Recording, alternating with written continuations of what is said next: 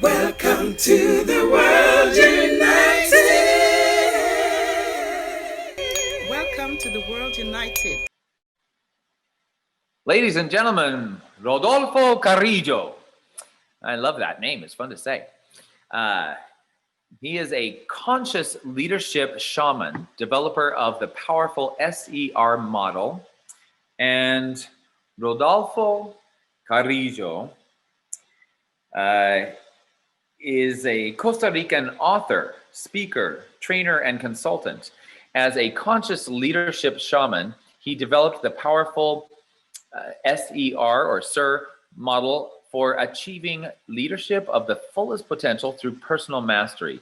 Rodolfo has a very interesting and unique combination of business skills, experience, and spiritual wisdom that triggers profound transformation through his work, which is motivated by his drive to serve others in their own spiritual and professional development.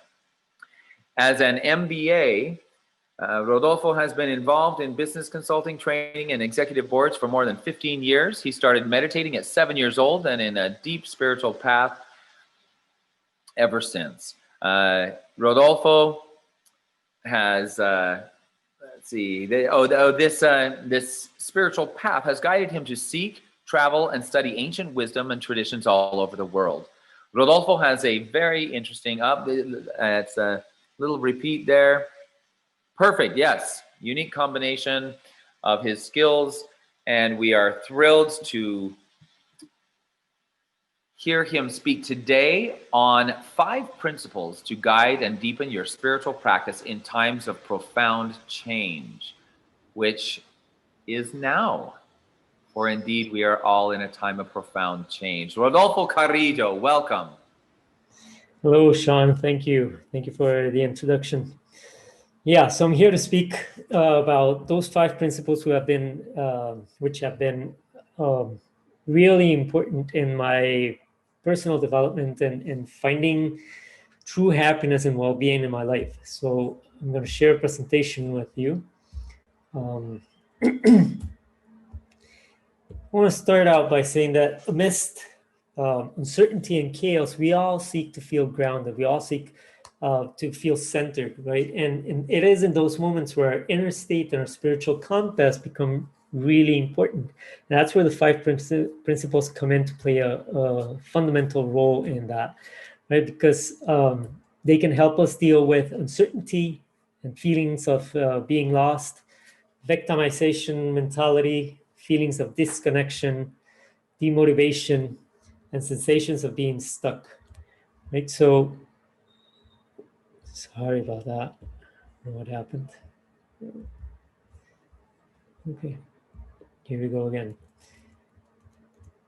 So these 5 principles have helped me thrive in life. They have been really important in my life. And as you said, I started meditating when I was 7, but I still had a really hard childhood where I felt disconnected and I felt alone. And it took me to a very dark place when I was in my late teens. And it wasn't until I found these principles that I started really transforming my life into a state of profound being. And the 3 keys that have kept me that there have been meditation, the practice of self-awareness, bringing awareness to myself and recognizing what's going on, and these 5 principles. We all seek a life where, regardless of what happens around, we can remain grounded, we can remain connected, we can remain growing or expanding, align with our spiritual path, whatever path it is, right? And when we talk about spirituality, we talk about not a religious path, but that sense of deep connection to everything, right? And a higher intention. And we all want sustainable well-being or happiness or just peace, right? So as we seek that, it is really important to have a north, right? Or a guiding compass. And that's where the 5 principles come in. And these are the 5 principles of the model that I've developed, the SER model. The word SER is in Spanish the verb to be, right? So it's a model that helps us be whatever we want to be. And I'm going to explain to you these 5 principles, which are really simple, but at the same time as we apply them, it takes us into a virtuous cycle. Right? So the first principle is purpose. Right? We are all social beings, and we want to understand this, that we're all interconnected to each other and to nature and to everything around us. We are born from two other people. We wouldn't survive the first few years of our lives if it wasn't for other people taking care of us. We are the most helpless cub in nature. It takes us a full year to be able to walk, and then it takes us about 13, 14 years to become partially functional for society. And when I say that, it is to be able to work and contribute to society. So we are programmed, we are biologically programmed to be part of something bigger than ourselves. And because of that, there's this innate process in us, or tendency in us to seek a role, right? Or to have a reason to live, right? And that is the purpose. That is having a why. Why am I doing this? Why am I here? Why am I living life? Right? So why is really important to get us back in track of that sensation of our life making sense. And the purpose is about choosing how we want to contribute to the whole system, to well-being of the whole system. So this is really important, is understanding we're part of something bigger than ourselves. And as we become, as we recognize ourselves as part of that, then how do we want to contribute to that well-being, right? How do we want to, what is the role that we want to play in that system? Because as we play a role in that system, we belong, we become part of that. So the next principle is interdependence. And again, this is understanding that it is our nature to be or want to be a part of a tribe, right? And there's this natural spiritual tendency to feel or want to feel as part of something bigger than ourselves.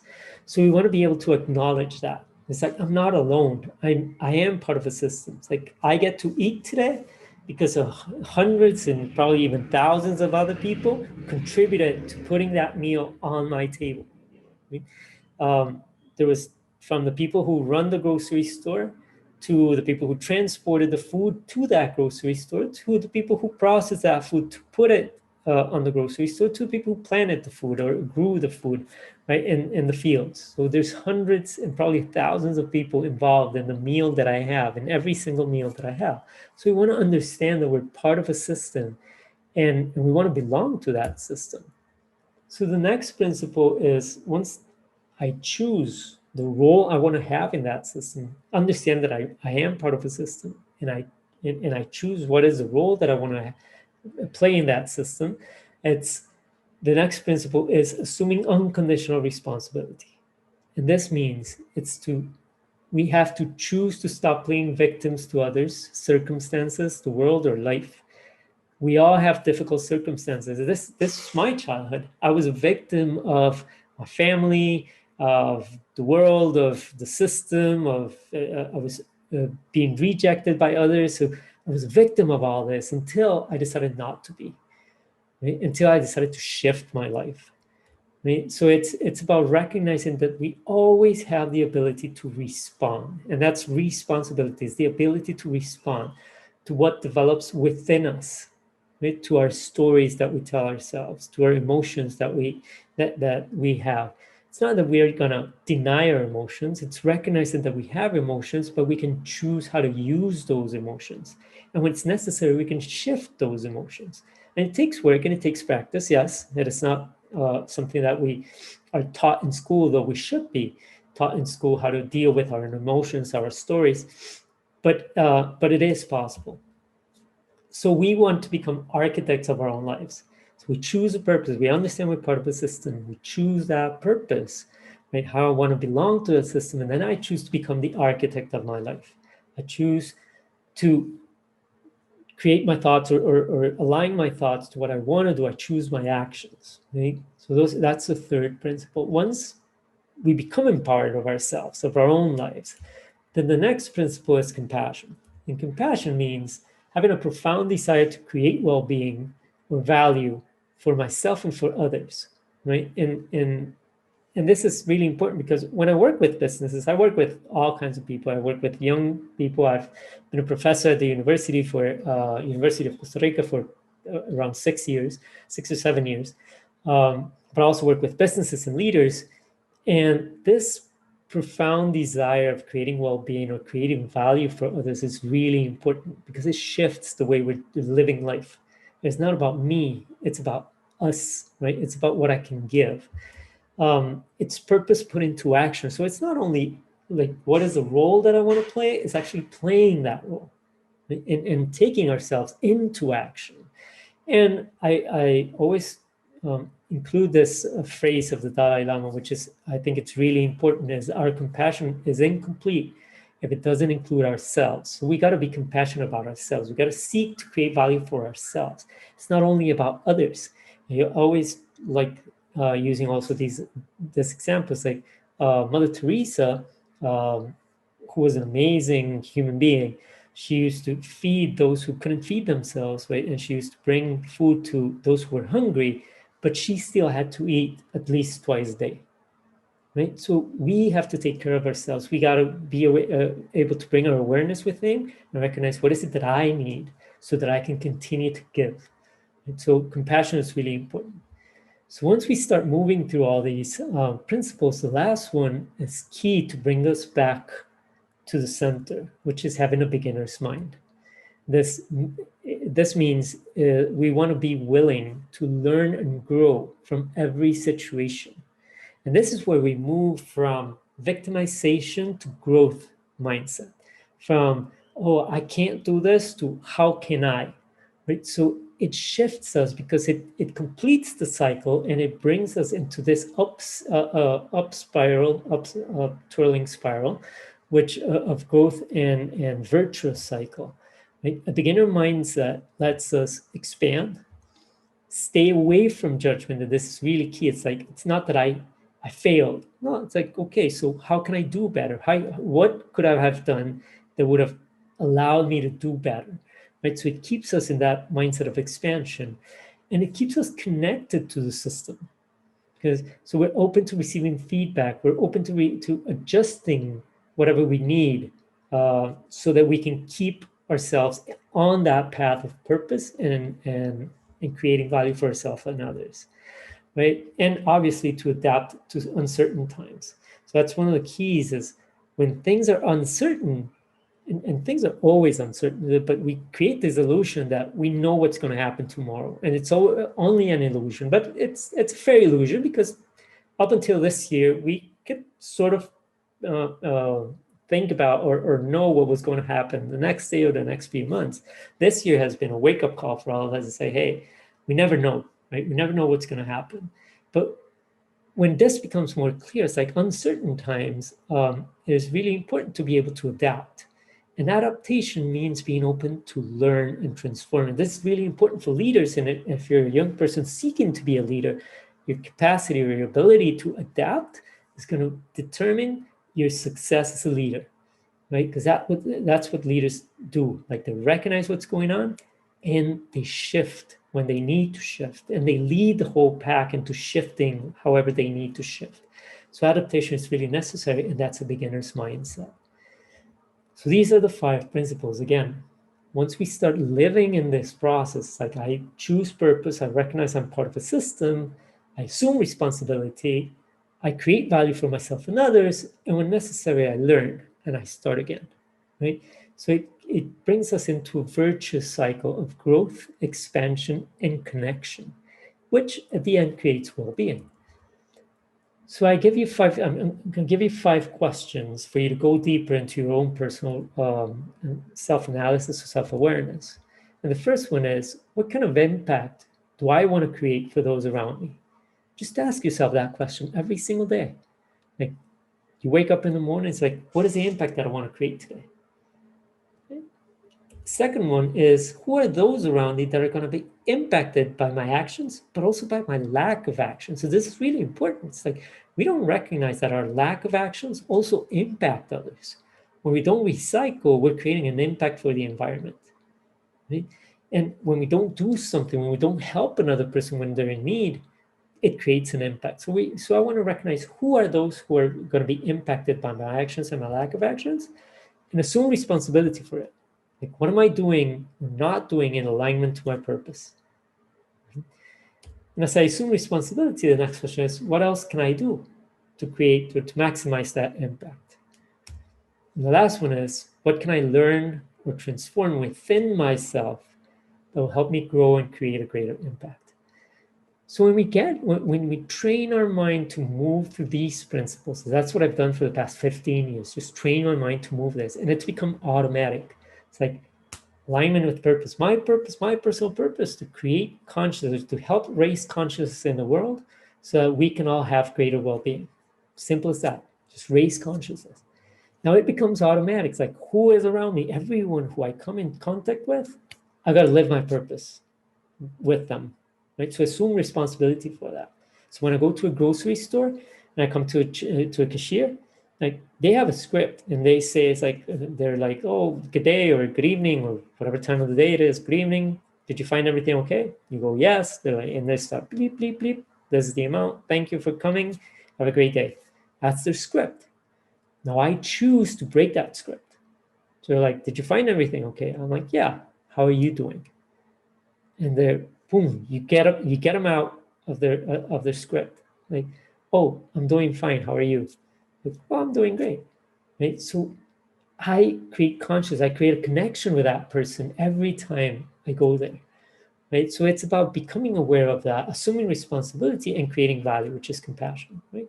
And if it doesn't work, then how can you do it better? How can you shift that? Right? So these are 5 questions that you can use every single day to just analyze what's going on within you and keep yourself in an expansive mindset and way of being.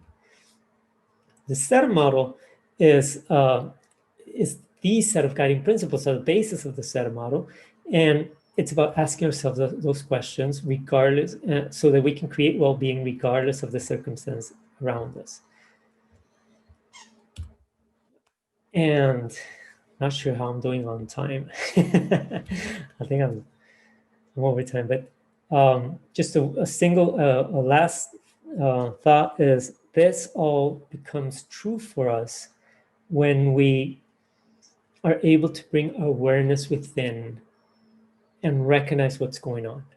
So Brenda was talking about that process of letting go and healing so we can expand. Right, and once we let go of those things, this is key for us to move from survival to thriving. It's just about recognizing we are part of a system. We are already part of a system. There's nothing we need to do to become part of the system. Right, we're already part of it. But we got to, when we consciously choose how we want to belong to that system, which is purpose, and we start to assume responsibility to be a part of the system, our life changes.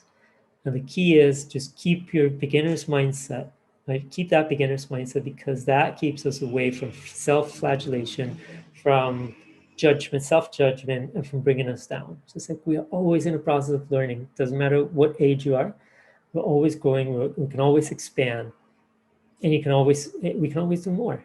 And if we all do this for each other, the world would be different in an instant. So hope this helps. Thank you.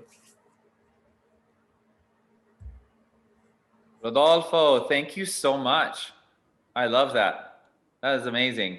And I love the point that you made right at the end, because that's something that I have literally, it is the foundation of continued growth and continued expansion and success, is always keep learning, always a student, always, you never say, okay, this is what I have to offer and this is it. And then, because we're never neutral. We're either growing or we're declining, one or the other. So I love that. That is so powerful.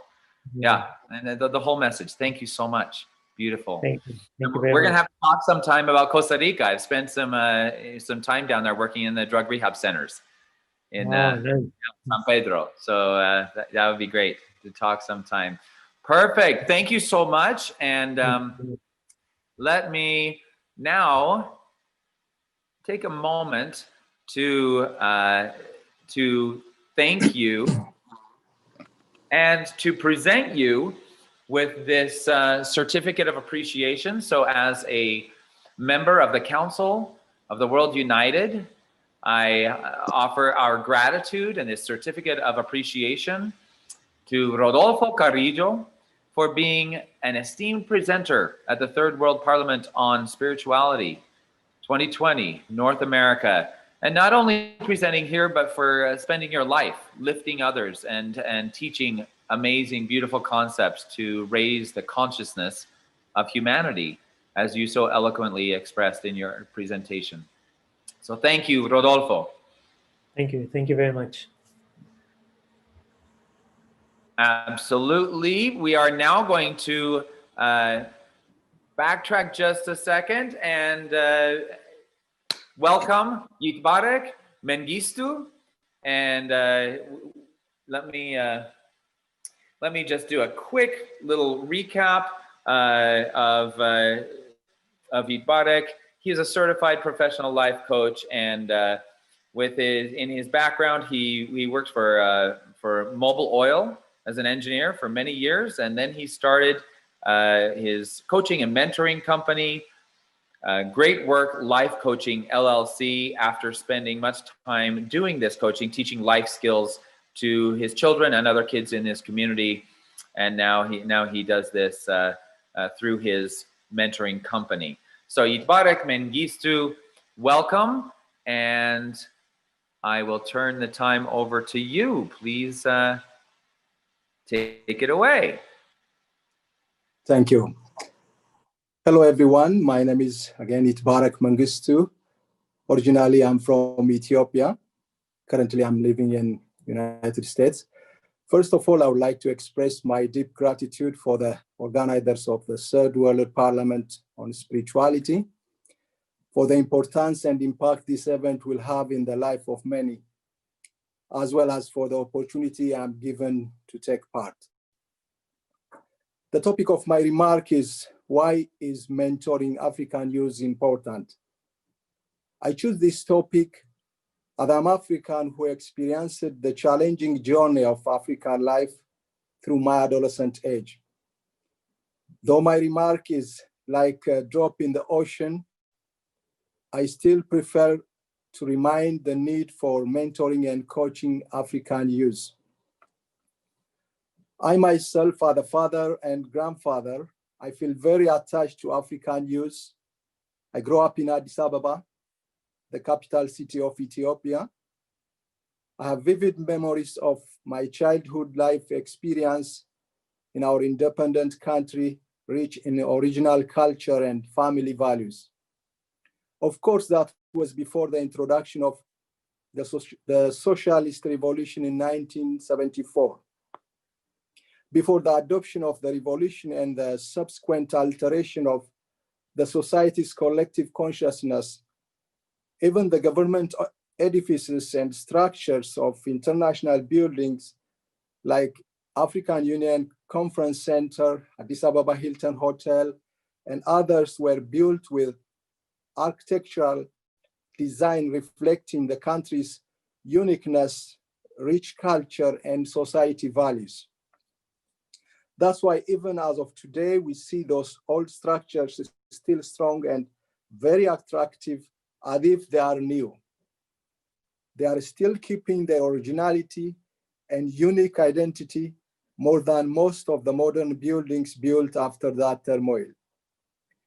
Based on my personal observation, I illustrate this scenario to talk about the need to mentor African youth. As a certified professional life coach, most of the time I focus on mentoring the youth and coaching of marriage and familial relationships of African descent, mostly Ethiopian communities in the diaspora. Today, I take this opportunity to enhance the need to increase mentoring and coaching the growing African youth towards their own future. As we may know, today's African youth is the future of the emerging African continent. As per my perspective, the time is due for African youth to step up, to project themselves for the responsibility that the future of Africa lays down on their shoulders. Among other ways, this can be done when they are aware of their original identity and natural capacity from within, from themselves. Though our habitual trend is always to look for the essence of life outside of ourselves and to expect good things to happen from the other side. The good book clearly tells us that the spring of life flows from within, and life promotion comes neither from the east nor from the west, etc.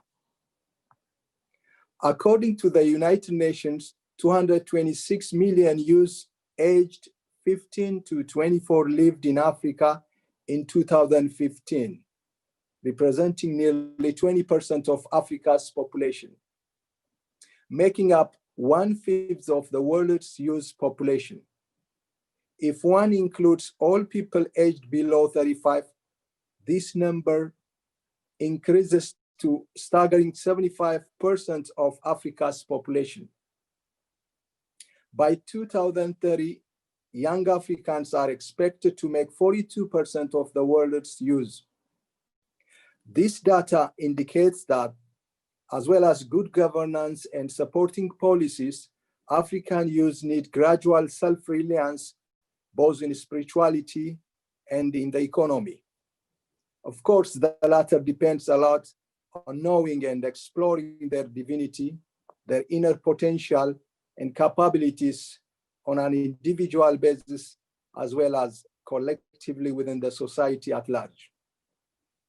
An increase in the personal enlightenment of African youth will also positively affect the peace and stability that the continent has suffered for years, and will also contribute to the global awakening.